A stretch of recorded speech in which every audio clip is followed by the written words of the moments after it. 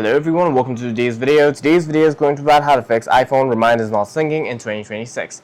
For that, the first thing that you can try and do is check your internet connection. You can try switching between your Wi-Fi and mobile data and also toggling airplane mode on and off on your device. If that does not work, what you can do is simply head over to settings. Once you're here, what you can do is head over to your name, which is usually at the top. Once you're here, simply tap on iCloud. Inside iCloud, what you'll have to do is head over to reminders and delete from my iPhone. Once you've done that, what you'll have to do is go to settings again, head back over to settings on your device. Once you're inside settings, what you can do is scroll down to find apps.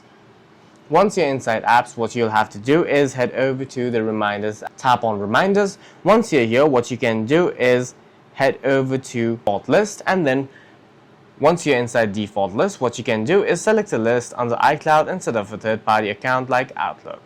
The other thing that you can also try and do is simply head over to your quick settings, long press on your power icon, restart your iPhone, and you can also check the date and time of your iPhone and make sure that your date and time are correct, as they also affect your device. As a last, also what you can do is head over to general, and then what you can do is head over to software update and update your device to the latest version as well.